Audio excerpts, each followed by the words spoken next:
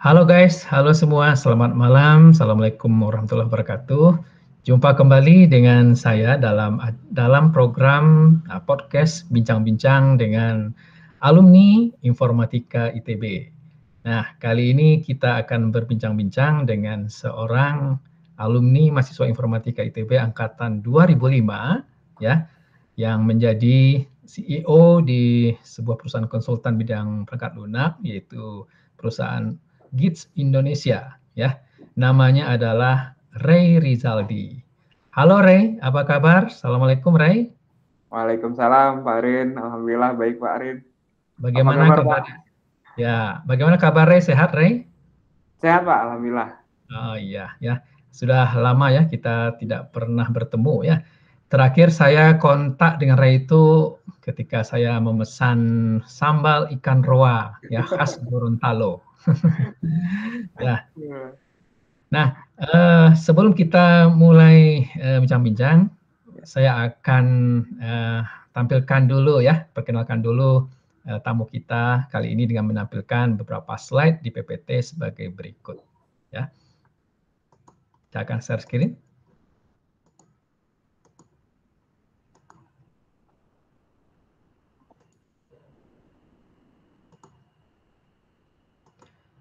Oke, sudah terlihat, Ray? Sudah Pak. Baik, ya. Jadi ini tamu kita bernama Ray Rizaldi, ya.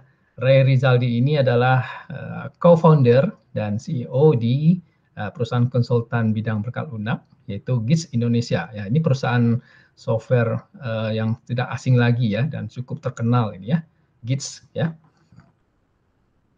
Nah, ini adalah websitenya GITS, bisa dicari di internet nih ya, www.gits.co.id. Jadi ini adalah perusahaan konsultan software yang sebagai pengembang beberapa mobile apps ya, web apps developer ya, dan bermacam-macam lainnya. Nanti kita akan bincang-bincang mengenai GITS ini. Nah, Ray Rizaldi ya sebelum kuliah di ITB sebenarnya adalah alumni MAN atau Madrasah Aliyah Negeri Insan Cendekia Gorontalo. Ya, jadi ini adalah sebuah salah satu sekolah unggulan dari Kementerian Agama. Nah, setahu saya yang saya hanya sering mendengar itu MAN Insan Cendekia Serpong. Ya.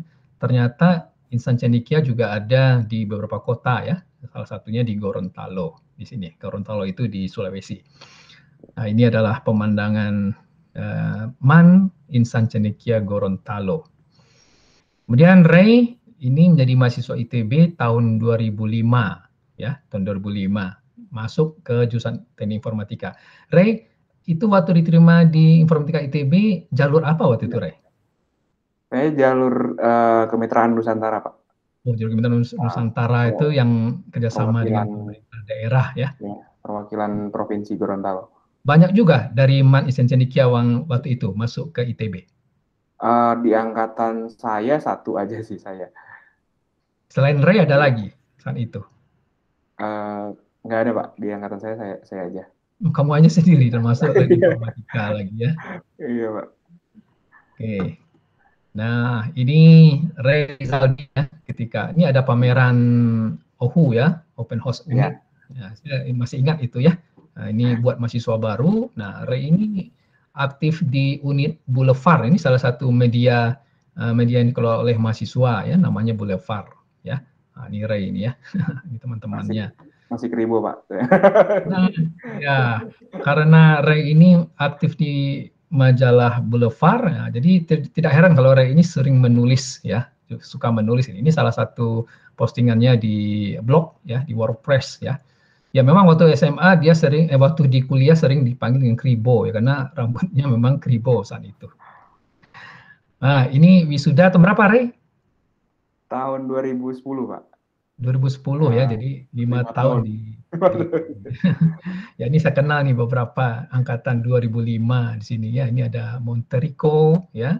Ini Muhammad Riftadi ya dan lain-lain. Nah, ini juga foto masih wisuda nih ya, waktu arak-arakan ini kayaknya nih ya, setelah arak-arakan. Nah, ini adalah para pendiri ya atau founder dan beberapa karyawan di GITS Indonesia ya. Jadi saat itu GITS ini didirikan oleh beberapa mahasiswa angkatan 2005 ya. Jadi yang satu di sini itu adalah Rahmat Hezorat atau Ewa ya. Ahmad Hanif, Ibnu Sinawardi ya. Kemudian ini adalah Ray ya. Tahun berapa GITS ini didirikan, Ray? Tahun 2008, Pak. September tahun 2008. Ya, tahun 2008. Berarti sekarang sudah hampir berapa tahun itu ya? Udah hampir 13 tahun ya? 13 tahun. Bulan September kemarin 13 tahun. Ya, masih eksis sampai sekarang. Alhamdulillah. Nah, ini tadi yang saya tayangkan adalah websitenya GITS ya. Nah, kalau saya perhatikan ada dua ya websitenya GITS ini GITS Co ID, kemudian ini GITS ID. Bedanya apa ya? Sebenarnya sama, jadi waktu kita dulu bangun itu yang website pertama yang gits.co.id. Jadi kita fokusnya mobile-nya ya. Kalau sekarang lebih ke custom platform, jadi bukan cuma mobile tapi end to end dari mobile sampai backend platformnya juga. Ya, ya. Nah, baik, itu perkenalan kita sementara dengan Ray Rizaldi ya. Jadi Rizaldi ini adalah putra Gorontalo sebenarnya ya. Meskipun orang tuanya, ibu bapak dari Gorontalo ya, Ray ya? Asli Gorontalo, Pak. Tapi saya lahirnya Jakarta. Jakarta, tapi sekolah di MAN-nya di Gorontalo ya. Sekolah SMA sama SD sempat 1 tahun di Gorontalo, Pak. Kelas 3 SD. Nah, tadi kita sudah bicara tentang GITS Indonesia ya. Ini tadi didirikan tahun 2008, sementara Ray ini kan masuk ITB tahun 2005. Berarti GITS ini sudah dibuat ya sebagai startup ketika masih mahasiswa, gitu ya? Iya, betul, Pak. Bagaimana ceritanya itu bisa sampai ini ya dengan teman-teman yang bisa satu visi ini membangun GITS ya, padahal masih berstatus mahasiswa tingkat 3 atau tingkat 4 saat itu. Iya, jadi kebetulan founder GITS ini satu kosan, Pak, semua. Kecuali Irfan ya. Tapi Irfan sering nginep di kosan kami juga. Jadi kami berlima itu kosannya di Dago Asri, C19. Jadi makanya dulu namanya sebelum jadi GITS, sebenarnya nama kita tuh C19 Software House, Pak. Jadi awalnya dari satu kosan, terus suka ngerjain tugas bareng ya. Terus kalau lagi ada, kadang-kadang kita terima request untuk bangun software dari teman-teman di jurusan lain atau kakak tingkat atau di milis IF kan banyak ya Pak yang sering sharing project mungkin dari tempat kerjanya. Nah itu kita sering ngerjain berlima dan akhirnya kita mikir kenapa nggak kita bikin perusahaan bareng aja gitu. Jadi tahun 2008 itu ketika kita udah ngerjain project beberapa kali bareng dan kita decide ya udah kita bikin perusahaan aja gitu Pak. Itu. Oh, itu perusahaan, itu teman-teman mungkin dari kelompok tugas besar ya, Tubes. Bisa jadi. Gitu. Saya sama Ibnu sama Irfan itu satu kelompok. Satu kelompok. Jadi udah cocok ya? Udah cocok, udah sering berantem kalau gara-gara tugas sih Pak. Jadi para penonton semua, kekhasan di program studi informatika itu adalah tugas-tugas besar ya, yang berkelompok ya. Jadi tugas besar itu biasanya ada 2 atau 3 buah untuk satu mata kuliah, dan jadi kalau dalam satu semester itu bisa sampai ada 5 mata kuliah semuanya mengasih tugas besar semuanya ya, 3 sampai 4 buah gitu. Jadi saling berkejar-kejaran, dan dari kelompok-kelompok tugas besar itu kemudian ada yang cocok gitu ya, diteruskan seperti Ray ini.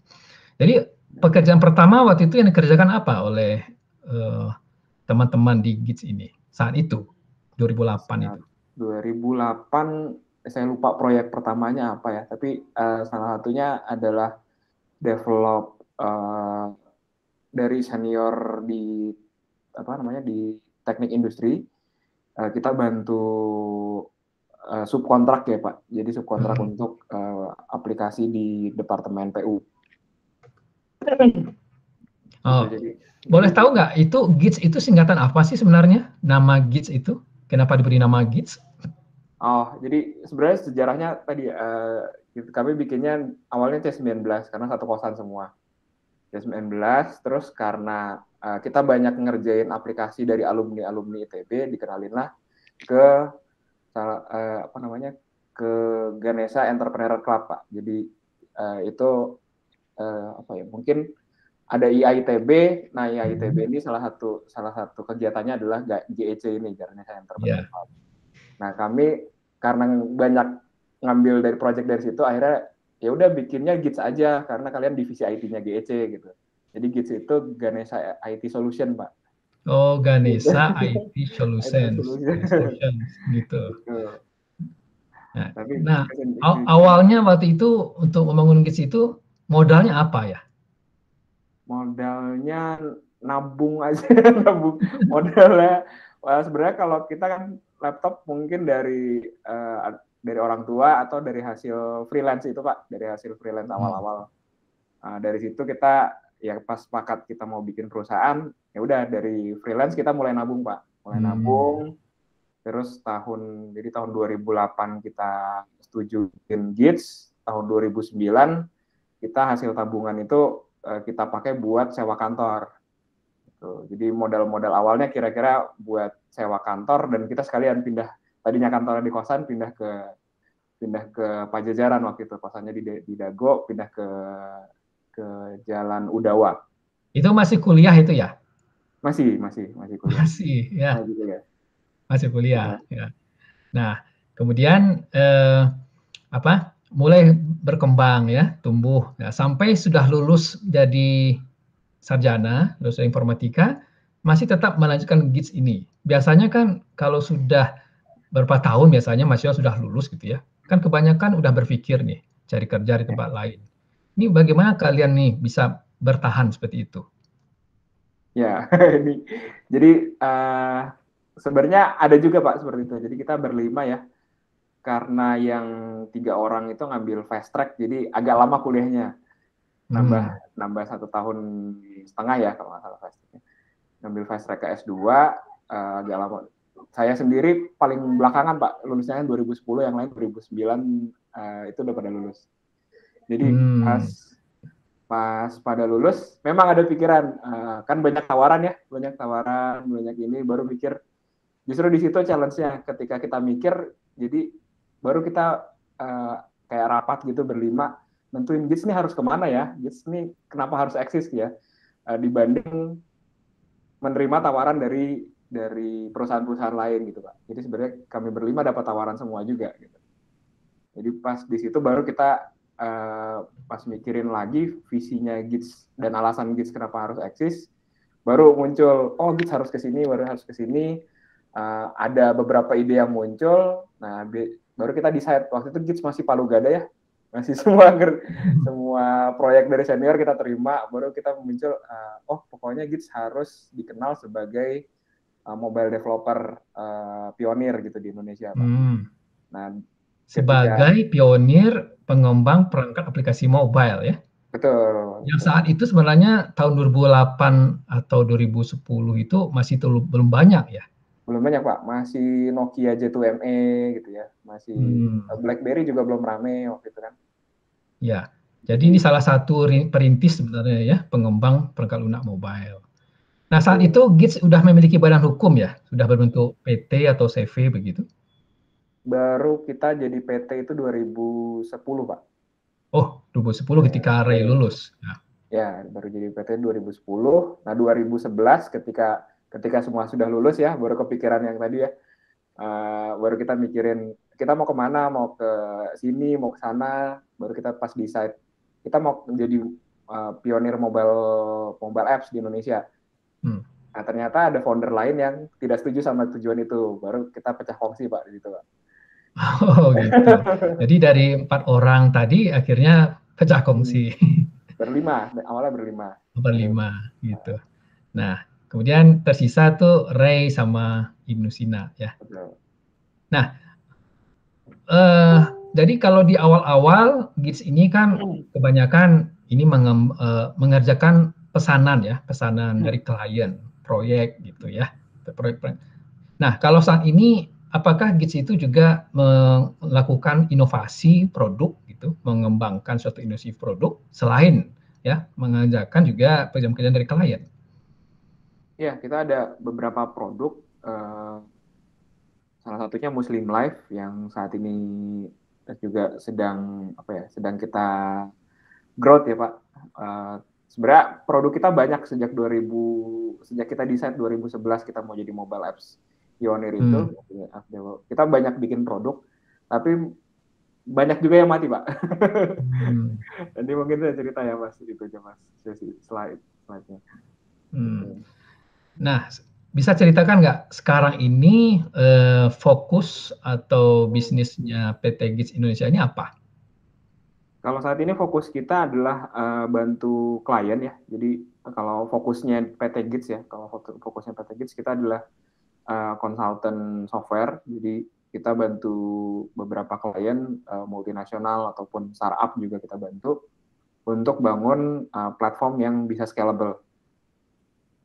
Jadi karena kuncinya dari digital startup itu atau digital product itu sebenarnya kan scalability ya. Jadi gimana caranya supaya produk ini bisa tahan banting, reliable, tapi juga nanti ketika usernya nambah jadi 1 juta itu masih tetap kuat. Gitu.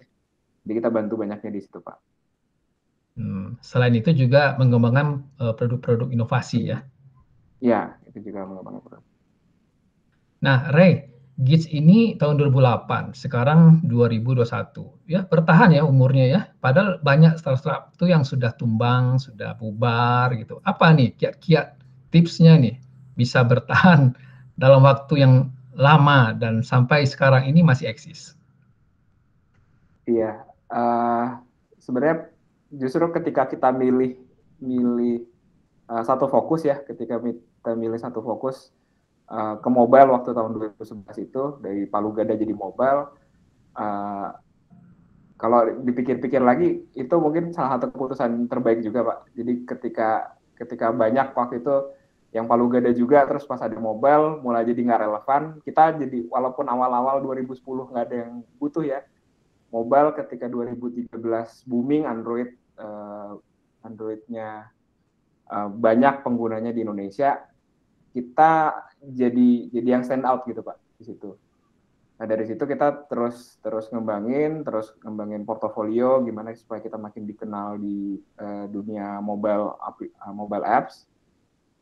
Dan ya alhamdulillah sampai sekarang Pak. Tapi dari sampai sekarang kita terus coba stay relevan sama customer kita supaya tetap hidup. Oke, nah Ray, bisakah Ray menceritakan ya bagaimana mengembangkan produk digital itu? Ya. Ray mungkin ingin mempresentasikan suatu PPT slide. Iya Pak, boleh Pak. Saya izin share screen.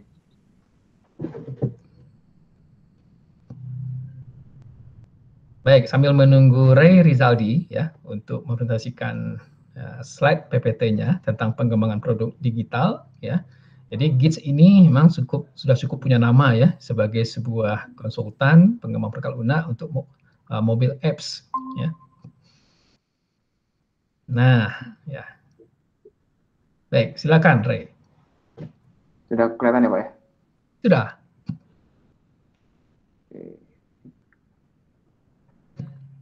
Iya. Izin sharing mungkin saya percepat. Tadi udah dikenalin juga ya. Ya, nggak apa-apa, diceritakan lagi juga. Nah, ini para foundernya ya. Ini foundernya Pak. Ini Rahmat, ya. Ewa, Ibnu, sama Dudin Pak. Dudin. Ya, nah, sekarang yang tersisa cuma 2 aja. Cuma saya sama Ibnu. Ya, kalau Ewa sekarang jadi dosen ya di Unsri di Palembang. Kalau Ahmad Hanif di Singapura kalau nggak salah ya. Irfan Hanif di Grab. Di Grab Singapura. Kalau Dudin terakhir saya ketemu dia di Axiata. Ya. Oke, silakan Ray. Mungkin ya langsung aja ya. Ya, jadi diceritakan aja. Mulai dari cost tadi itu. Yang slide awal tadi itu. Ya, jadi kami mulainya dari satu kos ya, dan biasa freelance project barengan, tubas juga kayak Pak Arin bilang tadi, dan karena kita semua anak rantau juga, nggak ada yang orang Bandung ya, jadi semuanya dari waktu kita satu kos itu sejak semester 3, sejak kita satu kos tuh selalu survival mode bareng gitu Pak. Ewa orang Palembang, Dudin orang Cilegon, Ibnu Cianjur, Irfan Jogja, saya Gorontalo gitu. Jadi semuanya mode survival. Jadi kita dari semester 3 itu suka jualan bareng juga, selain suka freelance bareng. Dan akhirnya kenapa kita gabung ya karena itu juga. Baru tadi ya di 2011 kita pecah kongsi, jadi berkurang jadi tinggal berdua, tapi alhamdulillah so far karena kita milih fokus yang tepat, jadi kita milih visi kita jadi mobile apps pioneer, alhamdulillah visinya tepat juga ya, jadi pas mobile-nya booming, kitanya juga ikut booming, jadi di tahun-tahun 2014, 2013 kita jadi bantu ngembangin beberapa klien juga. Nah ini terakhir kita sebelum pandemi ini kita outing ke Pulau Seribu. Ini para pegawai GITS ya? Ya, ini berapa orang ya? Ini 100, sebelum pandemi itu kita 117 orang, Pak. Sekarang pegawai GITS 117 orang? 100, ini sebelum pandemi. Sekarang kita kalau yang full time 107. Ya, artinya nih GITS ini sudah menciptakan banyak lapangan kerja ya. Alhamdulillah, Pak. Gitu. Nah ini beberapa portofolio kita. Jadi yang bikin kita booming adalah karena kita awalnya kita bantu MindTalk. MindTalk itu aplikasi, MindTalk itu second generation-nya Kaskus ya. Dulu kan Kaskus salah satu platform terbesar. Terus Kaskus dibeli sama salah satu perusahaan besar juga, konglomerat. Dan konglomerat itu pengen bangun versi keduanya Kaskus. Nah, kita bantu di MindTalk. Nah, kebetulan di MindTalk itu tetangganya banyak, Pak. Tetangganya tiket.com, terus tetangganya ada Berry Kitchen juga. Nah, saya keliling-keliling dan ketemu tiket.com. Pas tiket.com lagi bangun, saya tawarin, mau nggak bikin aplikasi sama kita? Dan akhirnya aplikasinya booming. Kitanya juga jadi ikut terkenal gitu, Pak. Jadi dari situ baru kita alhamdulillah dapat klien-klien yang lebih besar lagi dari situ. Kita jadi kerjain sama Danone, sama UNICEF, sama Yamaha, Toyota. Gitu. Tapi ini semuanya aplikasi apps atau website? Mostly apps. Tapi akhirnya apps-nya walaupun tadinya kalau di tiket.com kita cuma bangun apps-nya doang. Lama-kelamaan klien butuh sampai belakang juga, sampai analytics-nya, sampai back-end, sampai database-nya juga, servernya juga. Gitu. Jadi akhirnya kita sekarang lebih ke platform development sama managed service juga, Pak. Ya. Tuh. Ya. Nah, mungkin yang mau saya sharing di malam ini sama ini ya, sama audiens di bincang-bincang Pak Arin ini, yang sering saya bilang adalah 95% bisnis itu fail, termasuk GITS sendiri sampai beberapa kali ada di stage mungkin kalau nggak sabar fail juga, Pak. Kalau nggak sabar gitu. Jadi kenapa sebenarnya sebuah bisnis itu fail, atau kalau kita ngomongin bisnis as general atau bisnis digital ya, Pak ya. Ya. Jadi kenapa bisnis fail itu biasanya ada beberapa faktor. Ini saya ambil yang 6 faktor utama ya. Biasanya tidak fokus gitu ya, tidak fokus. Kita targetin ke banyak customer, maunya semuanya tuh jadi pelanggannya dia, atau semuanya tuh jadi usernya dia. Atau yang kedua, kita bikin solusi atau kita bikin produk atau jasa ya yang tidak worth untuk di solve gitu problemnya. Atau yang terakhir, ya kenapa bisnis fail atau gagal, ya kehabisan uang, bangkrut gitu ya, tidak cukup uang, dan biasanya produknya itu gagal menghasilkan uang secara sustainable, secara berkesinambungan. Nah, yang sering kejadian kalau buat mungkin teman-teman IF ya, itu seringnya terlalu jatuh cinta sama solusi sendiri, Pak. Kita juga ngalamin di GITS juga. Jadi karena kita ketika mikirin mau bikin produk, kita langsung mikirin algoritmanya kayak gimana, ininya gimana. Terus ketika udah ngoding beberapa hari-hari tanpa ketemu customer gitu ya, terus pas customer bilang, produknya jelek, kita langsung defensif karena kita jatuh cinta sama produknya gitu. Kita jatuh cinta sama solusinya. Jadi fall in love too much with solusi. Padahal kita udah begadang-begadang ya ngoding-ngoding itu gitu. Nah, itu salah satu penyebab kenapa produk atau bisnis gagal. Atau yang ini juga value proposition-nya kurang kena gitu. Jadi produknya kurang kena sama customer-nya, dan ketika misalnya udah kena pun si produknya atau foundernya itu tidak menerapkan ukuran-ukuran keberhasilan yang sustainable juga gitu. Nah, ini yang saya bilang tadi, biasanya kalau anak IF bikin produk itu harusnya build, measure, learn itu cepat Pak iterasinya. Tapi seringnya itu build terus tanpa measure, tanpa learn.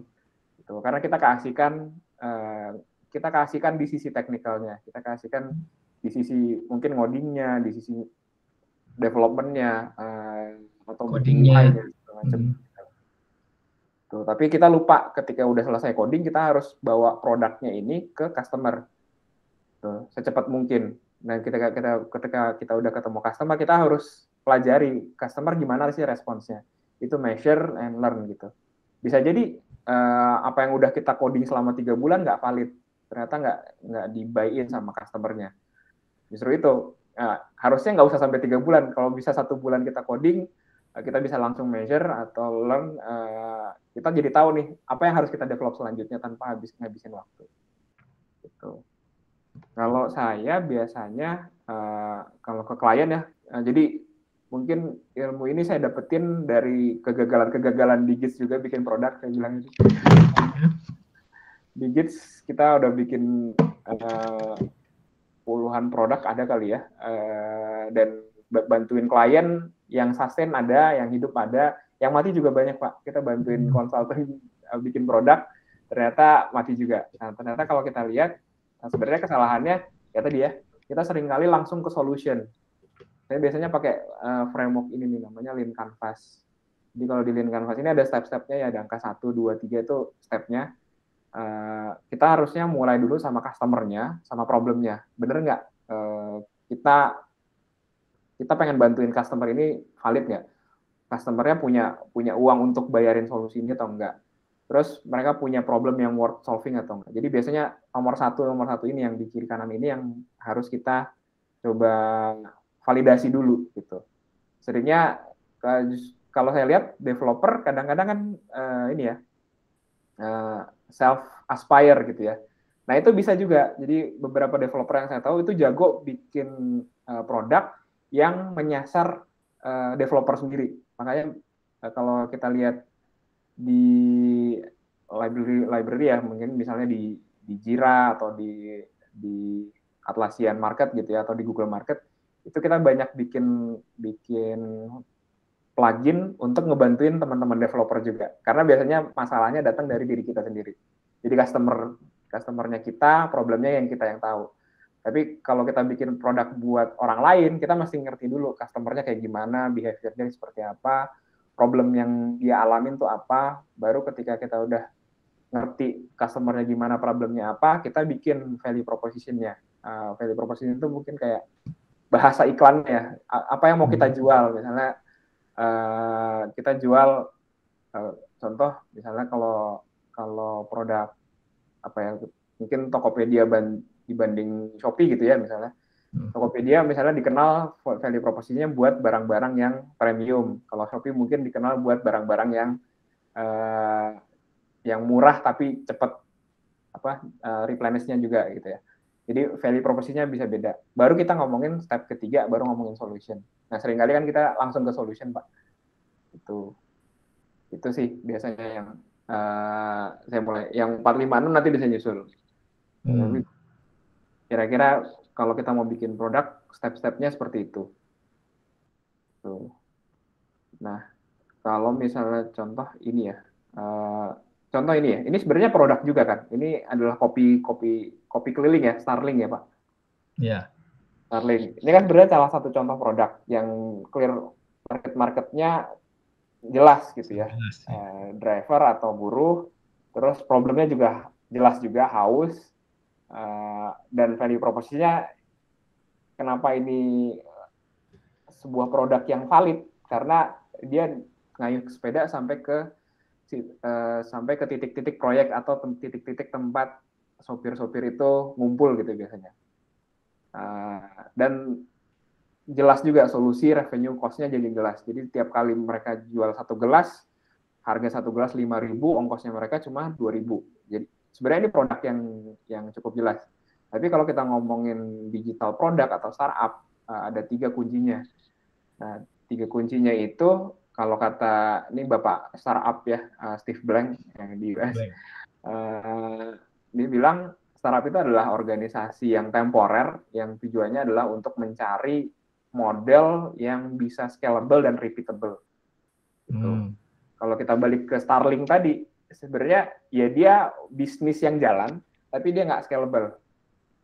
Gitu. Ya. Karena ya dia cuma terbatas sama jumlah air yang dia bawa di termos sepeda, sama jumlah kopi yang dia bawa di itu. Jadi gimana caranya supaya lebih repeatable dan scalable. Nah, di situ perannya anak IF nih, Pak. Gitu ya, perannya anak IF. Gimana caranya bikin teknologi supaya sebuah bisnis ini bisa diulang untuk jutaan user, jutaan transaksi, ya. Kira-kira itu sih. Nah, kalau kita ngomongin validasi problem sama customer sebenarnya banyak, gampang sih. Kita bisa lihat langsung googling. Misalnya kita ketemu nih kepikiran ide solusi. Saya pengen bikin produk tentang e-commerce kecantikan.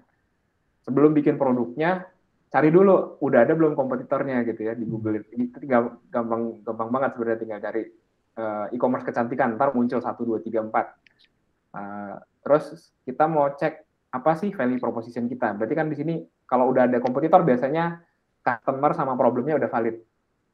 Itu. Nah, sekarang kita ngetes value proposition-nya. Kita bikin iklan aja. Kita bikin iklan, kita mau jualan apa nih? Sebelum produknya jadi, kita bisa bikin iklan dulu, Pak.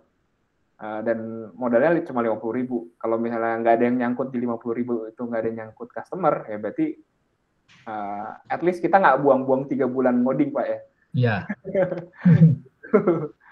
Gitu. Jadi validasi problem customer sekarang gampang banget, tinggal pakai googling aja, terus tinggal bikin iklan juga murah 50.000-an. Kalau ada yang nyangkut dan banyak, nah berarti PR-nya gimana kita bikin solusi. Berarti kan customer-nya udah valid, problemnya valid, value proposition yang kita tawarin juga udah valid juga. Nah, kita ngomongin solusi. Di sini lagi peran ini ya. Kalau udah solusi, kita ngomongin developnya secepat mungkin gitu ya. Developnya secepat mungkin. Ini sebenarnya kalau motonya Facebook zaman dulu kan moving fast and break things ya. Jadi secepat mungkin kita develop sesuatu. Kalau kita nggak ngerusak sesuatu, berarti kita geraknya kurang cepat kalau kata Mark Zuckerberg. Gitu. Jadi kalau udah ketemu fit-nya 2 itu, kita harus bikin solusi yang scalable. Berarti bisa jadi ini udah scalable, tapi kita harus hati-hati juga nih. Kalau kita mau ngejar deadline, kita biasanya banyak technical debt. Ini peran anak IF justru gimana caranya kita bikin codingannya rapi, bisa dibaca sama temennya atau sama rekannya, dokumentasinya juga rapi, terus ada automation testing sama CI/CD, algoritmanya juga bener ya. Jadi query-nya big O-nya nggak yang gede-gede ya, Pak. Gitu. Polinomial lah. Iya gitu. Jadi kalau ketika kita bikin aplikasinya atau platformnya, itu juga bisa scalable. Tuh, karena kuncinya sekali lagi scalability ya. Ketika kita udah ketemu, oh ini udah fit, udah valid nih, value propositionnya udah valid dan banyak yang buy in. Nah, kita harus bisa bikin platformnya scalable mungkin. Gimana caranya ini bisa di run dikunjungi oleh banyak visitor, kalau bisa jutaan visitor, dan dilakukan transaksi oleh jutaan visitor juga, jadi jutaan transaksi. Tuh, jangan sampai ketika kita bikin codingan, gitu ya, jadinya kayak gini nih biasanya. Ketika kita mau scale nih, kalau kita kan buru-buru scale ya, Ketika kita mau scale, pas mau scale selanjutnya, ternyata fondasinya nggak kuat. Ternyata kenapa nggak fondasinya nggak kuat? Karena codingannya nggak rapi, karena dokumentasinya nggak sufficient, atau yaitu query-nya ternyata ngabisin banyak memori gitu ya. Jadi akhirnya ya platform yang kita bangun jadi runtuh sendiri gitu. Jadinya nggak scalable. Tuh. Terus ketika misalnya udah ketemu, kita udah bisa berhasil bangun yang scalable, kita juga harus tahu bahwa satu fitur tuh ada waktunya. Ya, contohnya gini, misalnya kalau di produk yang kita sering ketemu ya, iPhone kemarin iPhone berapa sih? iPhone 10. Sekarang udah nggak relevan lagi ya. Apple akan selalu bikin produk-produk baru untuk mengganti produk lamanya dia. Gitu. Jadi setiap produk ada waktunya. Atau misalnya kalau di teknologi Pet Yahoo udah nggak ada ya Pak ya. Yahoo masih ada, ya udah. Yahoo sudah nggak ada. Terus di Indonesia dulu ada Uber, sekarang udah nggak ada. Di luarnya masih ada sih, tapi itu juga salah satu produk yang mati karena pasarnya nggak dapet ya. Terus jadi harus beradaptasi begitu ya. Selalu beradaptasi Pak. Semua produk ada waktunya, harus selalu disiplin untuk ngelihat si fitur ini kapan harus sudah mulai dibikin versi barunya atau diganti sama sekali. Ya. Gitu. Kira-kira mungkin itu aja ya Pak ya, yang bisa saya share terkait product development. Penutupnya mungkin dalam membuat produk, mulai dari kenali customer-nya dulu, kenali problemnya dulu. Terus kalau kita ngomongin produk digital ya, atau startup digital, kuncinya 3. Kita dalam mode selalu mencari model yang repeatable dan scalable. Nah, peran anak IF itu buat scalability-nya. Gimana caranya kita bisa bangun platform yang scalable dan tetap reliable untuk diakses sama banyak orang. Dan supaya bisa terus hidup, alhamdulillah Gits bisa 13 tahun, tiap tahun mungkin ini agak ngeselin buat karyawannya Gits juga ya. Kita baru, misalnya kita lagi running satu proses gitu ya Pak. Habis satu tahun atau 2 tahun kita udah kuasai proses itu, kita akan ganti proses lagi Pak. Gitu. Jadi buat teman-teman kadang Mas ini baru kita kuasain, oke, tapi ini udah jadi nggak relevan lagi, kita harus coba update lagi dengan yang lebih baru. Sudah ada teknologi baru gitu ya. Betul, gitu. Jadi dokumentasi yang kita buat 3 tahun lalu itu udah nggak relevan lagi biasanya. Ya. Jadi perkembangan IT itu kan sangat cepat ya. Betul Pak. Hitungannya tidak hanya bulanan tapi sudah mungkin jam-jaman ada perubahan. Betul. Kira-kira itu saja mungkin Pak. Baik, silakan ditutup ininya, di close. Ya. Nah, Ray, tadi kan diperlihatkan bahwa karyawannya tuh sudah ratusan ya, sudah 100 lebih ya. Ini berarti revenue atau pendapatannya ini sudah berukuran berapa ini ya? Kalau boleh tahu nih. Per bulan atau per tahun berapa nih? Berapa M atau bahkan? Iya, ini boleh dikasih. Kalau kami, alhamdulillah kita naik turun juga sih Pak sebenarnya, terutama karena kemarin pandemi. Tapi alhamdulillah kemarin di tahun pandemi kita masih bisa menghasilkan lebih dari 1 M per bulan. 1 M per bulan, luar biasa. Ya, alhamdulillah. Kalau sebelum pandemi mungkin lebih lagi dari itu ya. Ya, kalau sebelum pandemi ya karena kita scalingnya masifnya di 3 tahun terakhir ya. Jadi karena kita ibaratnya tadi ya, kita udah nemuin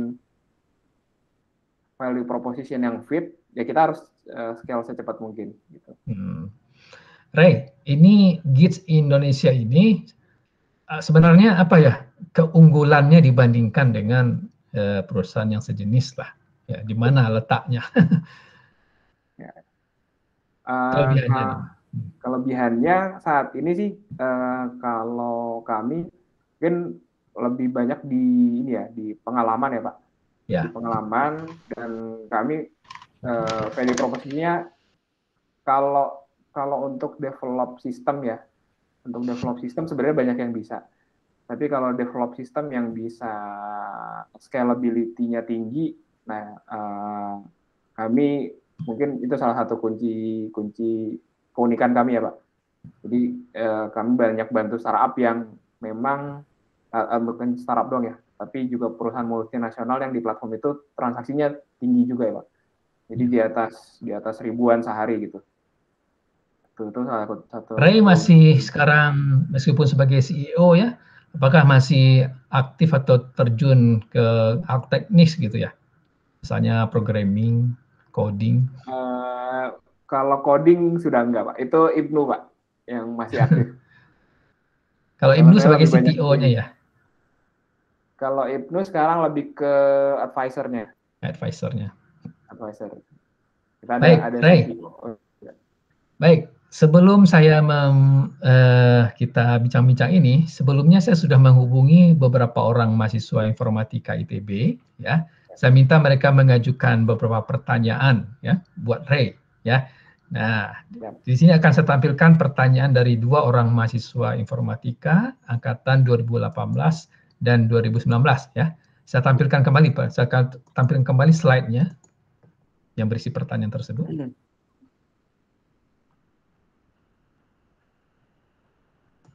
Oke, ini.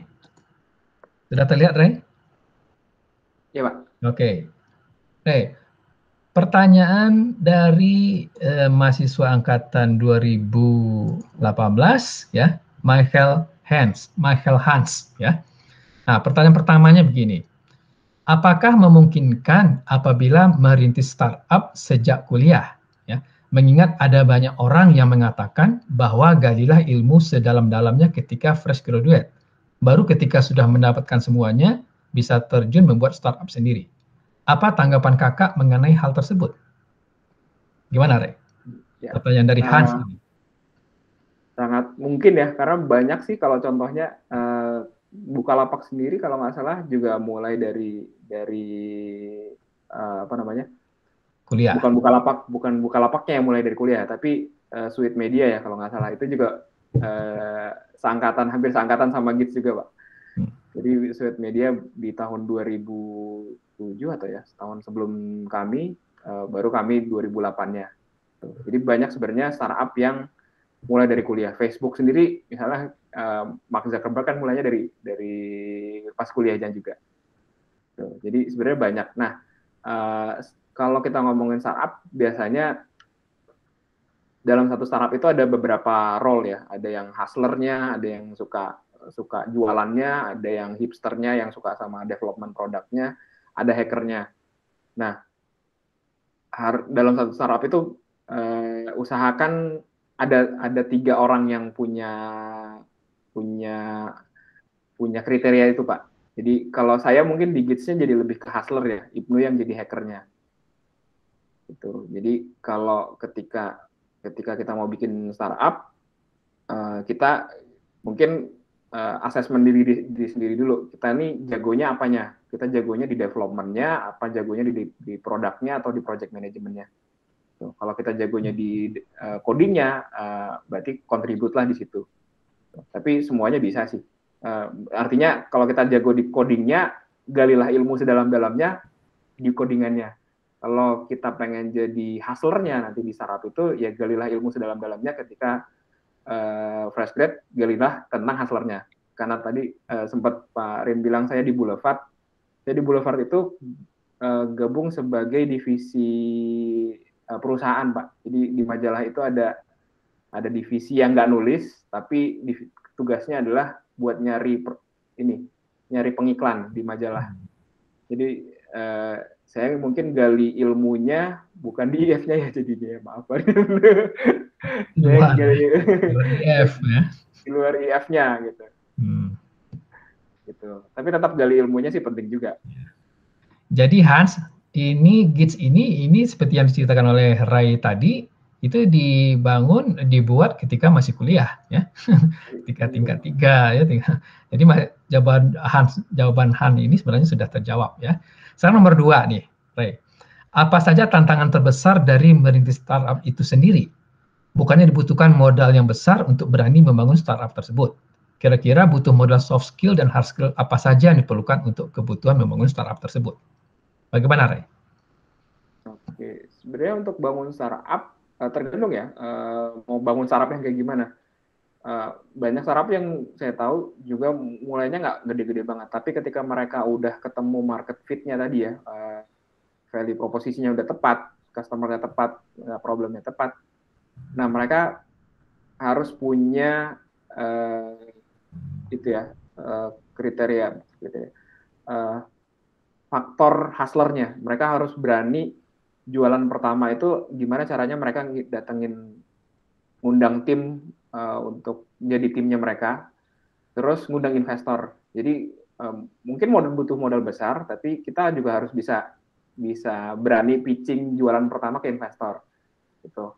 Atau bisa jadi modalnya nggak besar kayak tadi kami karena pas kuliah udah dimodalin laptop sama orang tua gitu ya, atau kita beli dari usaha freelance sendiri. Jadi pas kita mulai sebenarnya modal itu yang jadi uang itu yang kita jadiin modal untuk Gits-nya, Pak. Gitu. Kalau soft skill sama hard skill, ya hard skill tadi ya saya udah jelasin di awal. Kalau soft skill lebih ke grit ya. Grit itu apa ya? Ke ketekunan ya, Pak. Ya. Ketekunan. Untuk terus ketika kita gagal ditolak sama satu investor atau satu pembeli atau satu customer, kita tetap mau bangun lagi besok untuk nawarin lagi gitu atau untuk perbaiki lagi. Kalau Gits ini sekarang sudah punya investor atau tidak? Kita ada angel investornya, Pak. Baik, nah sekarang pertanyaan dari Muhammad Fahmi Alamsyah, ya, mahasiswa informatika ITB angkatan 2019. Pertanyaan pertama, bagaimana cara membuat anggota-anggota tim ya dalam perusahaan ya maksudnya ya agar terus memiliki motivasi dan visi yang sama dengan foundernya? Karena biasanya ketika baru awal direkrut mereka semangat, tetapi lambat laun mereka tidak memiliki semangat yang sama. Iya. Gimana, Re? Sebenarnya sesama founder aja bisa beda visi ya, Pak. Kan itu ceritanya. Iya. Seperti Ray tadi sudah pecah ya, dari 5 tinggal 2. Dari 5 tinggal 2. Tapi yang paling penting adalah gimana kita sesering mungkin mengkomunikasikan visi itu. Gitu. Kadang kita sebagai foundernya sendiri, kita sendiri ya namanya manusia sempat ada capeknya juga sama visi gitu ya. Tapi kalau kita tadi ya grit, tadi tekun untuk selalu mengkomunikasikan. Kadang kita ngomongin visi atau motivasi, tapi seringnya kita nggak terlalu mengkomunikasikan visinya. Jadi seringnya cuma nyuruh gitu ya ke timnya. Tapi kalau bisa kita komunikasiin, kita mau kemana, itu selalu di sounding terus. Sampai bosan mungkin orang-orang yang dengerin ya tentang visinya. Dan ya itu kuncinya seperti itu, Pak. Baru kalau kayak gitu ya. Dan mungkin gini ya, tim saya selalu beranggapan bahwa perusahaan itu kayak kendaraan atau mungkin kapal atau bis ya. Foundernya atau CEO-nya itu adalah drivernya, tim itu adalah penumpangnya. Bisa jadi tujuan tertentu itu sesuai sama penumpang, tapi ketika mungkin aja penumpang tujuannya nggak sejauh tujuan kita. Dia bisa jadi berhenti di tengah jalan untuk pindah bis ya. Jadi seperti itu mungkin ya, Pak, analoginya. Oke, nomor 2. Apa yang harus dilakukan oleh CEO atau founder ketika anggota tim merasakan burnout ya atau frustasi ya dan sehingga banyak alasan untuk tidak mengerjakan tas yang sudah ditetapkan? Oke. Di entertain kali. Di entertain. Ibaratnya kalau ngerjain tugas besar ya, kalau ada aja tim yang nggak ngerjain gitu ya. Nah paling ya gabut. Ada aja gabut gitu ya. Saya sendiri sebenarnya banyak gabutnya juga.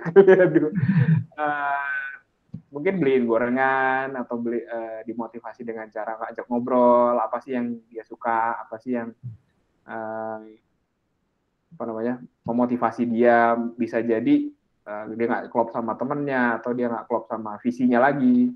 dan makanya dia burnout karena tujuannya beda gitu. Tujuannya beda. Jadi kalau memang capek karena kebanyakan kerja ya istirahat. Tapi kalau capek karena emang beda, karena beda apa ya, beda kultur atau beda visi, ya mendingan kita komunikasiin apa yang kita nggak sukai dari tim itu dan apa yang tim kita nggak sukai sama kita. Nah itu coba kita perbaiki sama-sama. Tapi pasti burnout ada. Ya. Gitu. Oke, yang ketiga, yang terakhir, apa hal yang paling penting dilakukan oleh founder dan co-founder untuk membuat startup di awal-awal? Founder ketemu sama customer. Oh, ketemu sama customer. Kalau bisa ngobrol sebanyak mungkin sama customer. Jadi jangan apa ya, jangan bikin startup kalau kita belum pernah ngobrol sama customernya. Kecuali customernya adalah ya kita misalnya suka bikin untuk developer, ya customernya developer. Jadi kita nyaman sama ngobrol sama developer, berarti solusi startupnya adalah startup untuk developer juga. Ya, Alamsyah ini dia sekarang sedang merintis startup nih dengan teman-temannya. Okay. Rajin-rajin ketemu customer kalau di awal-awal. Iya, rajin-rajin ketemu customer ya Alam ya. Rajin-rajin ketemu customer kata Kak Ray ini ya. Nah, baik itu dua pertanyaan dari pertanyaan dari dua orang mahasiswa tadi. Nah, Ray, ini karyawan GITS ini kan masih muda-muda nih ya sebenarnya ya. Itu datang dari alumni mana saja nih, dari perguruan mana saja ini? Campur-campur ya Pak. Dari ITB ada, dari di Bandung karena kita agak selatan ya kantornya di Margahayu, dekat sama salah satu kampus di selatan, mungkin TLU ya, itu juga banyak. Terus dari luar pulau juga ada Pak, dari Kalimantan. CTO kita itu dari Malang, dari UMM Malang. Ya. Tuh. Jadi sudah campur-campur. Yang senior juga ada. Kalau saya pernah cari di internet, ternyata juga ini sudah menjadi perusahaan tempat magang ya, KP ya, kerja praktek mahasiswa juga. Ya, kita jadi ini juga Pak, magang sertifikat kampus Merdeka. Oh, MBKM ya? MBKM. Oh, MBKM ya, salah satu yang sudah kontrak dengan ITB ya, barangkali? Kita sama kampusnya Ewa, itu di Unsri. Oh, di Unsri. Oh, iya. Jadi MBKM mahasiswa Unsri ke sini ya, ke Ray. Nah, baik, Ray. Saya akan tampilkan beberapa slide lagi ini ya, foto-foto kegiatan Ray ini. Nah, ya. Jadi GITS ini kalau saya lihat, ya sudah terlihat nih Ray ya. Nah, oke, ini sebagai pembicara dalam seminar oleh Nokia ini ya. Ya, ini 2013. Ya, ketika Nokia lagi sedang naik daun ya, tapi sekarang sudah tidak ada ya. Ini Ray memberikan apa nih? Pelatihan atau apa nih? Iya, ini saya masih ngoding Pak waktu itu. Jadi saya memberikan pelatihan untuk bikin aplikasi di platform Nokia. Ya. Nah, ini masih acara yang sama. Iya, ini beda kota aja tapi. Beda kota. Ya, jadi Nokia waktu saat lagi booming gitu ya. Jadi banyak aplikasi-aplikasi mobile yang menggunakan Nokia ini. Jadi memang GITS ini memang pionir di bidang mobile apps ya. Ini acara apa nih? Ini Cebit ya, di Jerman, di Hannover. Pameran. Pameran. Kebetulan waktu itu kita dapat undangan dari Kemenperin untuk ngisi booth-nya di sana, jadi kami berangkat juga. Ya. Oke. Nah, ini masih ya kayaknya ya? Iya, ini bareng sama Rio ya, dari Elektro kalau nggak salah. Di kota apa nih? Hannover, Pak. Oh, Hannover ya. Memang sering itu tempat-tempat pameran ya. Nah, ini sebagai acara apa nih? Ini acara Agile Impact Conference tahun 2018. 18. Oh ini ya, Agile Partnership with Software House. Ya, ini pernah diundang sebagai narasumber ya dalam sebuah acara apa nih? Ya. Ini channel YouTube-nya teman komunitas juga, karena komunitas Agile. Nah, GITS juga sering mengadakan webinar-webinar ya, GITS Class namanya ya. Nah, ini speakernya dari pembicara dari luar atau dari GITS sendiri? Dari GITS sendiri, Pak. Ya. Ini waktu pandemi nih ya, 18 September 2020. Ya. Kemudian GITS Expert House. Nah, kalau ini mengundang expert ya. Ya, kalau ini kita ngundang dari luar untuk ngomongin tentang industri klien-klien kita. Nah, ini Ray dengan keluarga. Sudah berapa orang sekarang? Putra. Masih, Pak, masih formasinya masih sama, berempat. putra satu. Nah, GITS ini apakah menjalin aliansi atau apa dengan beberapa perusahaan lainnya? Kan banyak nih, alumni informatika kan juga banyak membuat perusahaan konsultan ya. Nah, kalau GITS ini gimana? Ya, kalau partnership, kita juga partnership sama Google, dan mungkin karena kita salah satu yang pertama di Android, kita itu jadi certified agency untuk mobile development dari Google. Terus kita juga dapat sebagai inovator juga. Kalau partnership sama teman-teman bisnis juga banyak. Jadi saya kebetulan gabung di komunitas namanya Citcom ya, C-level IT community. Nah, di situ itu ada puluhan perusahaan IT di situ, kita sering kolaborasi juga untuk develop sesuatu. Ada rencana apa ke depan GITS ini, Ray? Misalnya untuk apakah melebarkan bisnisnya atau mengembangkan sesuatu, punya rencana atau membuat sebuah anak perusahaan lagi atau bagaimana? Ya, ada beberapa rencana sebenarnya yang kita sedang persiapkan, Pak. Jadi kalau kita lihat mobile app sendiri kan mulai kayak palu gada yang di 2011 itu, Pak. Jadi mobile app sendiri sudah mulai menjamur dan kita perlu satu tujuan baru ya. Ibaratnya mungkin kalau Facebook sosial medianya udah besar, sekarang mau bikin apa, jadi bikin Meta gitu. Gitu. Kami juga ada seperti itu dan kami ingin dari apps ini kita jadi perusahaan pengolah data terbesar ya. Jadi saat ini arah kita lebih ke data analisis, data science, Pak. Oh, sudah masuk juga ke AI, ke data science. Ya. Nah, Ray, saya tadi sebelum kita ngobrol-ngobrol di sini ya, di bincang-bincang ini kan Ray dengar-dengar sudah sekarang ini mengajar ya, jadi dosen di Unpad ya, betul Ray ya? Iya, Pak, dosen praktisi. Dosen praktisi. Jurusan apa ya? Itu jurusan baru untuk S1 terapan atau D4 ya. Di jurusannya bisnis logistik. Oh, vokasi ya? Vokasi, betul. Vokasi bisnis logistik. Bisnis logistik. Apa hubungannya ini dengan GITS ya? GITS kan sebenarnya tadi itu pionir di bidang mobile apps. Nah, sekarang bisnis logistik. Apakah ada rencana membuat suatu produk baru atau bagaimana? Ya, ada juga salah satunya ke sana. Jadi kebetulan beberapa klien kami, portofolionya yang kami bangun itu banyak tentang supply chain, Pak. Tentang logistik, tentang optimasi jalur logistik dan itu ngomongin data ya. Kita ngomongin jutaan rute logistik tiap harinya. Nah, kebetulan klien yang saya bantu itu ternyata adalah Kaprodi di Unpad, salah satu Kaprodi di Unpad. Jadi saya dikenalkan dengan teman-teman di Unpad dan akhirnya saya ngajar juga, Pak, di situ.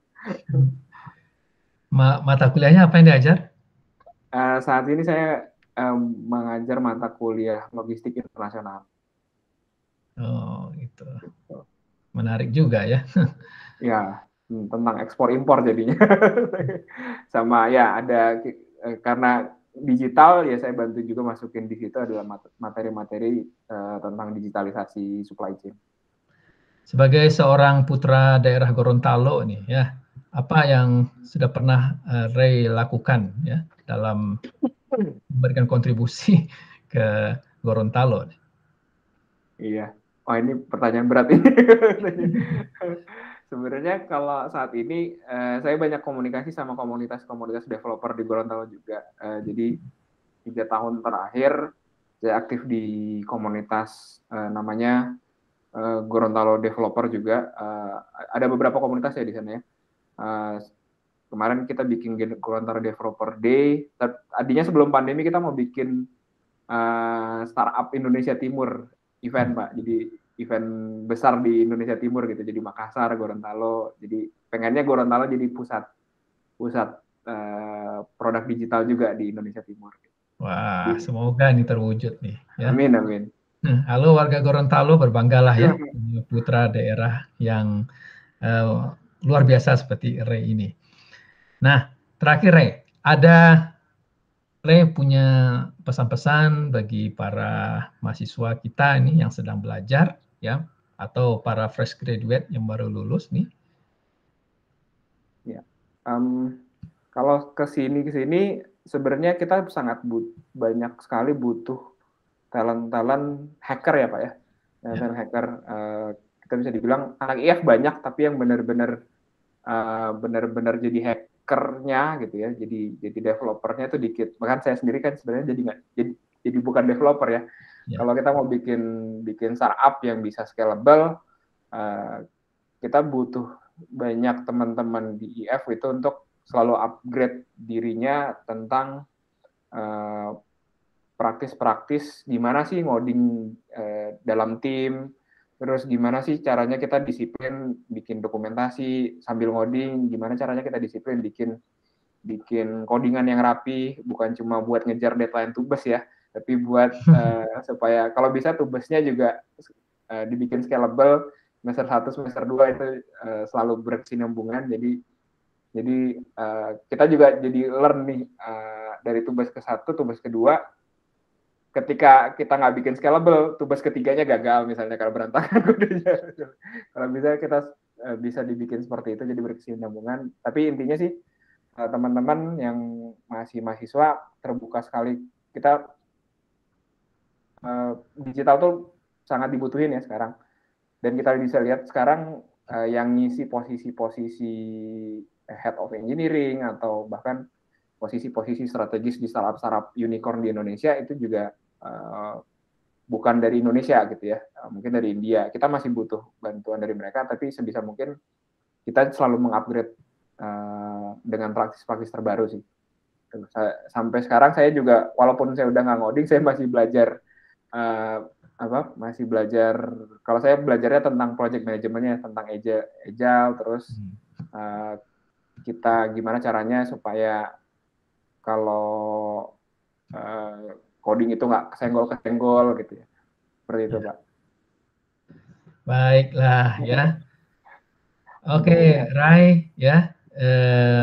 Terima kasih ya atas sharing pengalamannya, mulai dari membangun startup GITS dari awal ya, kemudian kiat-kiatnya dalam mengembangkan produk digital ya, serta bagaimana GITS ini bisa bertahan ya hingga sekarang ya. Baik para penonton semua, demikian bincang-bincang malam ini dengan Ray Rizaldi ya. Terima kasih Ray sekali lagi ya. Sama-sama Pak Rin. Ya, atas ininya berbaginya. Kita akan jumpa kembali pada bincang-bincang selanjutnya dengan alumni informatika yang lain. Terima kasih semuanya. Selamat malam. Wassalamualaikum warahmatullahi wabarakatuh. Waalaikumsalam warahmatullahi wabarakatuh. Terima kasih Pak Rin.